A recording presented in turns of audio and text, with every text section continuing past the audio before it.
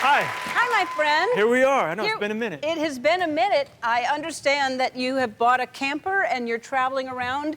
Now, are you living? I thought you were doing better. I thought the show paid well. I've cashed in everything. I'm just in a camper. That's it. That's my life. No, it's a cool-looking camper. I love those Airstreams. That's what you have, right? I have an Airstream, yeah. Yeah, that's it. With a lot of sky. And I was in the middle of the country driving back. Where is that?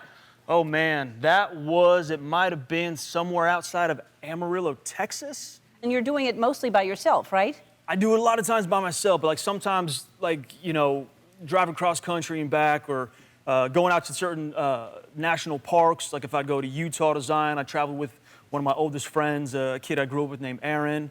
I'd stop and see my sisters in Utah, see my other sister in Oregon. So just kind of getting out in the world, all self-contained. I think it's very cool. What do people think when you're in a campground and they see you? They must freak out. Sometimes. Yeah. Sometimes where the freak out happens, and a lot of these campgrounds you pull up to, these RV sites you pull into, it's a lot of older folks, retired folks. Mm-hmm. People just want to relax.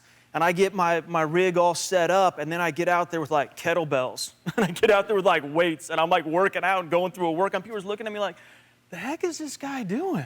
Yeah. Well, that's why you look the way you look, because you travel with kettlebells. I do. I do. And you went someplace that I have not been, and I'm dying to go, and I'm hoping to do it soon, but you went to Switzerland. I did. You got to go, Ellen. It's wonderful. I can imagine. What part did you go? I flew into Zurich. One of my best friends, she lives over there, and I hadn't seen her because of, the times we're in a few years, and I'm like, let me just go check on her. Let me just go see what's going on. Never been to Switzerland in my life.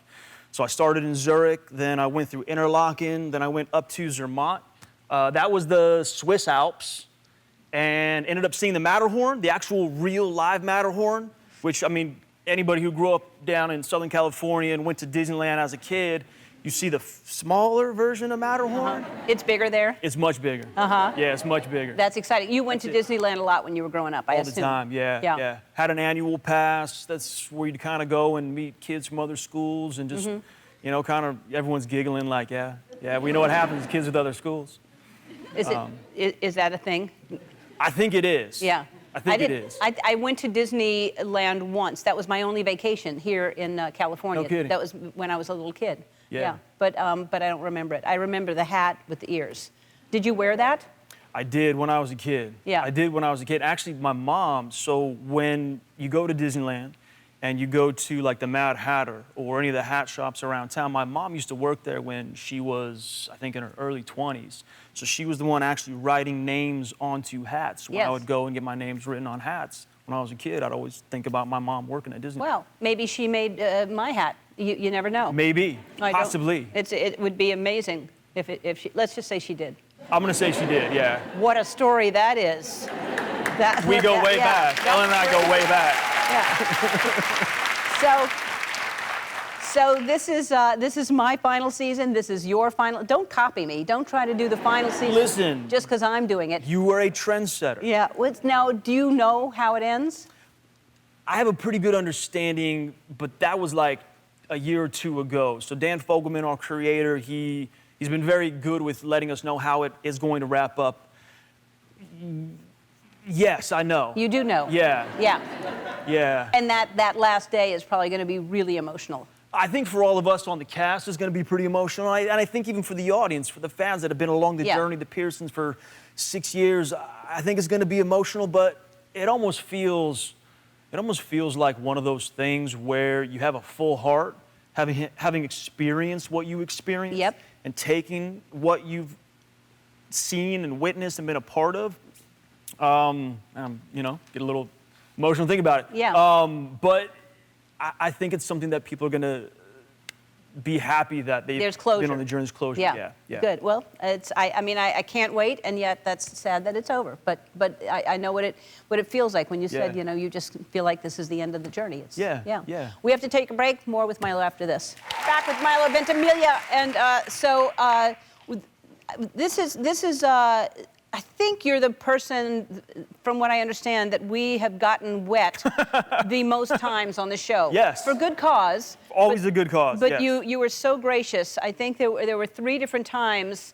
That was one. That was one. How cold was that? Do you remember? Freezing. Okay. It's good for you. Yeah, cold showers. The whole Wim Hof. Yep, Wim Hof, exactly. So that was and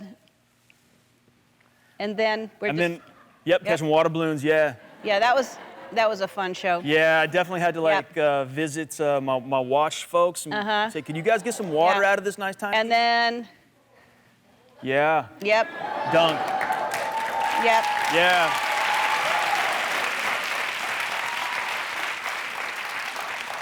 You're a good sport. What is your favorite memory here? Probably for me when the gal kept knocking on my door and coming into the room and chatting me up and all that, and you guys were trying to fool me with. We tried to fool you. It didn't Yeah, work. it So did. I was in one of our riders, Benda's ear, and I was telling her to be annoying to see how patient you would be. Mm-hmm. And you wouldn't let her in. Okay. You. Well, no, she walked me in, but see, here's the thing. Of course, anybody that's been to the show, I think as much as I've been on the show, there's a particular room you go to, you walk in, you know, your folks are there, there's, you know, your groomer putting your makeup on, doing all that, and I walked in, I'm like, this isn't the same room.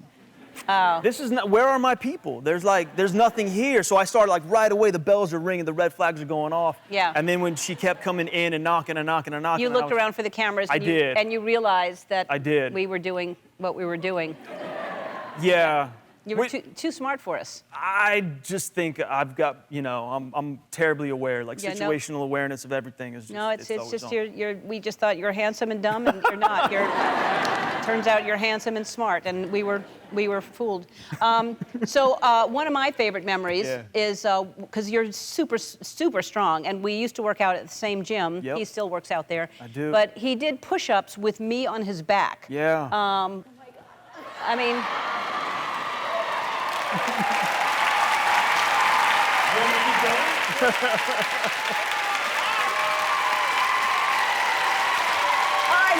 Okay. All right, you get on my back. Here we go. It's like, now it's your turn. Okay. Okay, you ready? All right, I'm ready. Oh, God. You gotta help me. Here we go, too. Yeah, we never did that at Rise Movement, did we? No. I don't want you to ever forget me, so I got you something. When you're working out, you can bring this to the gym. Tell Jason you need this mat. So. Oh, good. That's wonderful. That's wonderful. This is us. This is us. Airs Tuesdays at 9 on NBC. We'll be right back.